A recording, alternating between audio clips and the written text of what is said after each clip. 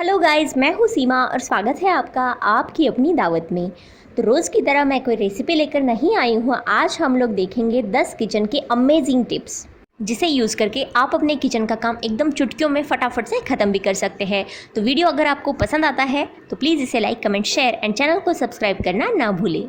तो पहले किचन की टिप मेरी ये है कि जब हम लोग आलू उबालने के लिए कुकर में रख देते हैं या किसी भी बर्तन में, तो कई बार क्या हो जाता है, आलू का कलर ब्लैक हो जाता है, थोड़ा सा चेंज हो जाता है। तो आलू उबलने के बाद भी सफ़ेद रहने के लिए हम लोग क्या करेंगे, जब हम लोग इस तरह से कुकर में आलू उबलने के लिए रख देंगे, तो यहाँ पर मैंने 1 से 1.5 गिलास पानी कुकर में डाल दिया है। इसमें हमें डालना है नींबू का रस 1 छोटी चम्मच। इससे क्या होगा, हमारे जो आलू है उबलने के बाद भी बिल्कुल भी काले नहीं पड़ेंगे और एकदम वाइट ये उबलने के बाद भी रहेंगे। तो चलिए, ये मेरी पहली टिप हो गई। और यहाँ पर भी मैं आपको दूसरी टिप आलू के ही बारे में बताऊंगी कि जब आलू उबलते हैं तो उसके छिलके भी आराम से निकलने के लिए आप लोग क्या कर सकते हैं, इस तरह से जब आप आलू उबालने के लिए कुकर में डाल रहे हो तो उसको हल्के से आपको ये चाकू की हेल्प से कट्स लगाने हैं। बहुत ज़्यादा अंदर तक नहीं, बस ऊपर ऊपर की तरफ से ही। तो इससे क्या होगा, जब आलू उबल कर तैयार हो जाएंगे आप इसके छिलके बहुत ही आराम से निकल पाएंगे।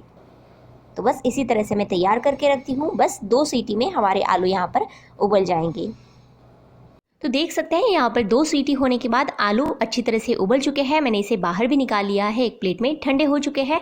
आप लोग देख सकते हैं जहाँ पर भी हमने चाकू की हेल्प से कट्स लगाए थे, वहाँ पर से हम लोग इससे छिलके आराम से निकाल सकते हैं। इस तरह से देख लीजिए, बहुत ही आराम से ये निकल जाते हैं। तो ये ट्रिक भी आलू उबालने से पहले ज़रूर एक बार ट्राई करके देखिए, आपको ये बहुत ही हेल्पफुल होगी।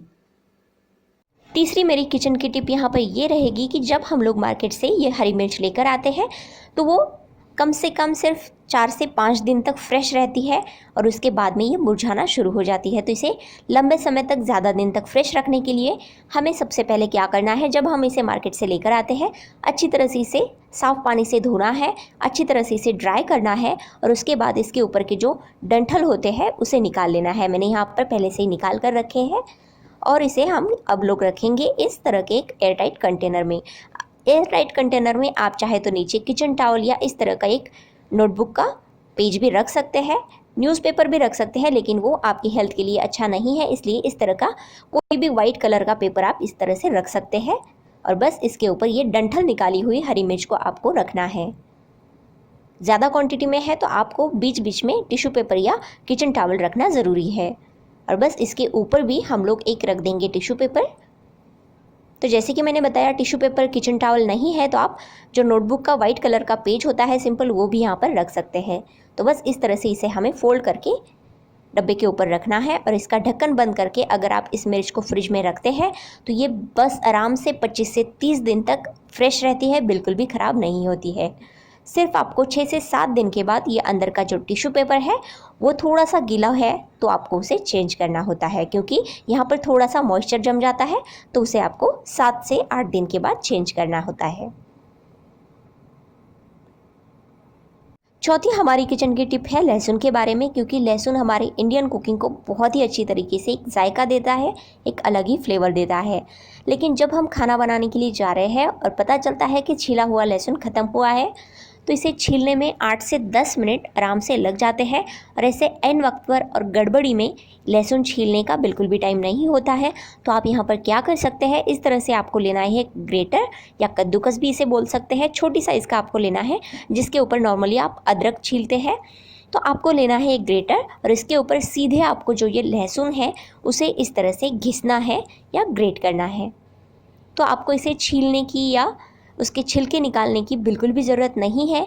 ऊपर लहसुन के सारे छिलके इस ग्रेटर के ऊपर रहेंगे और नीचे प्लेट में आपको एकदम बारीक क्रश किया हुआ लहसुन मिलेगा। और इस लहसुन को आप चाहे तो किसी भी तरह की सब्ज़ी में यूज़ कर सकते हैं। देख सकते हैं यहाँ पर सारे छिलके ग्रेटर के ऊपर आ गए हैं, नीचे प्लेट में हमारा लहसुन, एकदम क्रश किया हुआ लहसुन तैयार है। तो जब सुबह सुबह में लहसुन छिला हुआ नहीं होता है और ऐन वक्त पर हम लोग लहसुन छीलना नहीं चाहते हैं, तो इस तरह से आप गड़बड़ी में ये ट्रिक ज़रूर यूज़ कर सकते हैं। बहुत ही फटाफट से बस 2 मिनट के अंदर अंदर आप इस तरह से लहसुन छील सकते हैं। तो देख सकते हैं सारा जो लहसुन का कचरा होता है, ऊपर के जो छिलके होते हैं, ये हाथ में ऊपर से आ सकते हैं इस तरह से।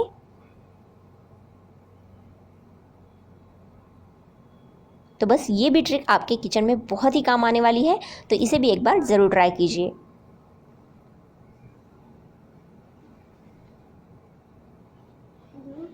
पांचवी हमारी किचन की टिप है इलायची के बारे में। हम लोग आज बनाएंगे यहाँ पर होममेड इलायची का पाउडर। आप कहेंगे ये तो बहुत ही आसान है, लेकिन हम लोग जब कुछ मीठा बनाते हैं तो इलायची का पाउडर अगर नहीं होता है तो 2 से 3 इलायची मिक्सी में हम लोग ग्राइंड नहीं कर सकते हैं। तो आप इस तरह से इसका पाउडर घर पर बनाकर तैयार कर सकते हैं। ये बिल्कुल भी ख़राब नहीं होता है, किसी भी एयरटाइट कंटेनर आप इसे स्टोर कर सकते हैं। तो इलायची का पाउडर कैसे बनाना है, सबसे पहले तवे को आपको थोड़ा सा लो फ्लेम पर ही गर्म करना है, बहुत ज़्यादा नहीं। और इसके ऊपर मैंने डाल दी है इस तरह से इलायची, और बस 2 से 3 मिनट तक हमें इसे लो फ्लेम पर ही ड्राई रोस्ट करना है। बिल्कुल भी गैस का फ्लेम नहीं बढ़ाना है। इससे क्या हो जाता है, जो इलायची होती है वो थोड़ी सी ड्राई हो जाती है और अच्छी तरह से इसका पाउडर तैयार हो जाता है। तो बस हम लोग इसे 2 से 3 मिनट के लिए ही ड्राई रोस्ट करेंगे और उसके बाद इसे पूरी तरह से ठंडा होने देना है। ये इलायची का पाउडर आप किसी भी तरह के स्वीट्स में या जब आप मीठा बनाते हैं तो उसमें आराम से यूज़ कर सकते हैं। तो अब हम लोग यहाँ पर इसे पूरी तरह से ठंडा होने देंगे। और यहाँ पर इलायची पूरी तरह से ठंडी होने के बाद आपको इसे मिक्सी में डालना है। छोटा वाला जो मिक्सी का बर्तन होता है उसमें अच्छी तरह से आपको इलायची को ठंडा होने देना है। उसके बाद ही आप इसकी एकदम ड्राई पाउडर तैयार कर सकते हैं। और अब हम इसमें डाल देंगे 2 चम्मच चीनी। जब हम लोग चीनी के साथ इलायची को ग्राइंड करते हैं तो वो बहुत ही अच्छी तरीके से बारीक हो जाती है, उसका एकदम फाइन पाउडर तैयार हो जाता है। तो देख सकते हैं यहाँ पर 2 मिनट के लिए मैंने इसे ग्राइंड कर लिया है। एकदम फाइन हमारा इलायची का होममेड पाउडर यहाँ पर तैयार है। आप किसी भी तरह के स्वीट में इसे यूज़ कर सकते हैं। थोड़ा सा मैंने इसे दरदरा ही रखा है। हमने छिलकों के साथ ही इलायची को यहाँ पर ग्राइंड कर लिया है, देख सकते हैं। अगर आप चाहते हैं एकदम प्लेन फाइन पाउडर चाहते हैं तो आप इसे किसी भी तरह की छलनी से छान सकते हैं। तो देख सकते हैं यहाँ पर मैंने इसे एक छोटी सी डिब्बी में निकाल लिया है। अब कभी भी जब मन चाहे आप मीठा बनाए इसे आराम से यूज़ कर सकते हैं और इसका इलायची का फ्लेवर और स्वाद भी एकदम बरकरार रहता है। तो हमारी 6वीं यहाँ पर किचन टिप है केक के बारे में। जब भी हम अंडे के साथ केक बनाते हैं, जब भी हम केक फूलने के लिए या और ज़्यादा स्पॉन्जी बनने के लिए अंडे का इस्तेमाल करते हैं तो उसमें किसी भी तरह का एसेंस आप डाल दीजिए, अंडे का एक स्मेल उसमें आ ही जाता है। तो अंडे का स्मेल केक से दूर करने के लिए आपको क्या करना है, जब भी आप केक का बैटर तैयार करते हैं 2 अंडों के लिए अगर आप 2 अंडे यूज़ कर रहे हैं केक के बैटर में तो आपको उसमें डालना है 2 छोटी चम्मच या 1 टेबलस्पून आप हनी इसमें डाल सकते हैं केक के बैटर में। अंडे का स्मेल बिल्कुल भी केक में नहीं आता है। आप अगर चाहे तो इसेंस वगैरह यूज़ कर सकते हैं। एकदम स्पॉन्जी, सॉफ्ट और टेस्टी आपका केक बन जाता है। अंडे की स्मेल भी बिल्कुल भी नहीं आएगी। तो ये टिप भी ज़रूर एक बार ट्राई करके देखिए। 7वीं हमारी किचन की टिप है मसालों के बारे में, क्योंकि जब भी हम मार्केट से इस तरह के रेडीमेड मसाले लेकर आते हैं कुछ दिनों के बाद या कुछ महीनों के बाद इसका फ्लेवर ख़त्म होना शुरू हो जाता है और इसमें कीड़े भी लगने का डर रहता है। तो आपको इसे एकदम फ्रेश और ताज़ा रखने के लिए क्या करना है, इस तरह से ये मसाले के डब्बे होते हैं, इसके अंदर आपको रखना है एक तेज़पत्ता।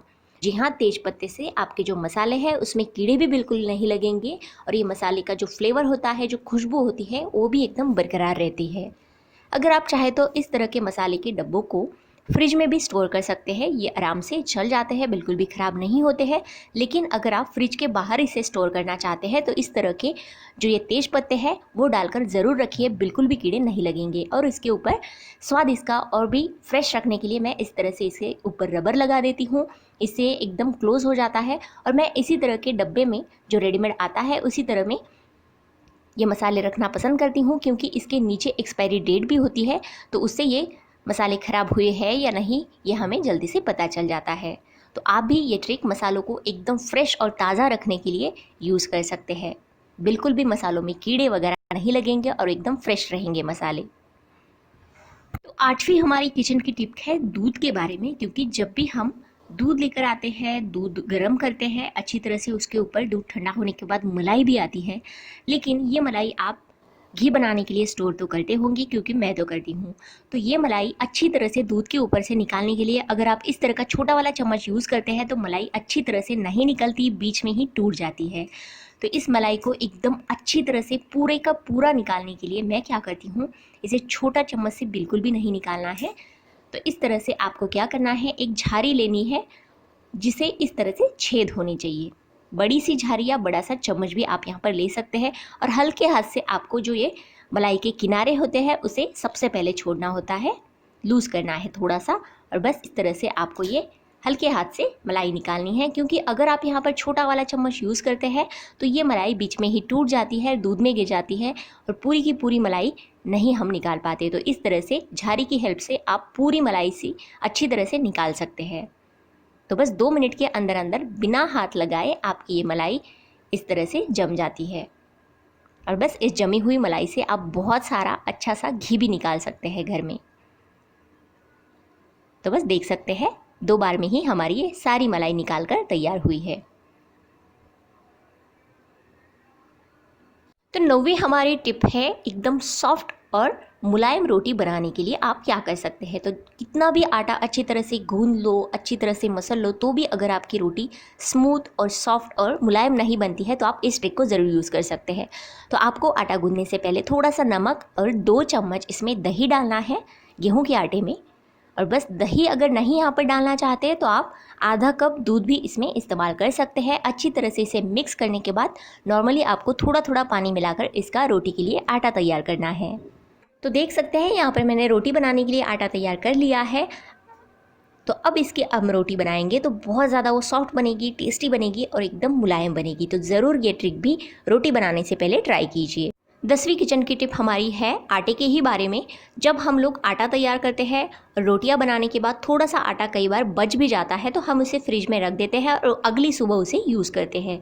लेकिन फ्रिज में रखने के बाद भी कई बार हमारा आटा थोड़ा सा काला हो जाता है और उसकी रोटी भी खाने में टेस्टी नहीं लगती है।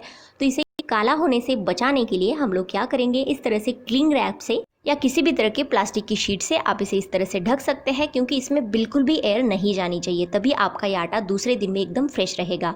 और हाँ, आटे को आपको बिल्कुल भी तेल ऊपर से नहीं लगाना है।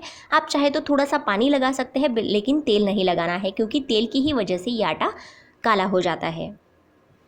तो देख सकते हैं अगली सुबह भी हमारा आटा एकदम फ्रेश है, बिल्कुल भी काला ये नहीं हुआ है। तो आप भी इस तरह से ये आटा स्टोर कर सकते हैं और इसकी बाद में रोटियां भी बना सकते हैं।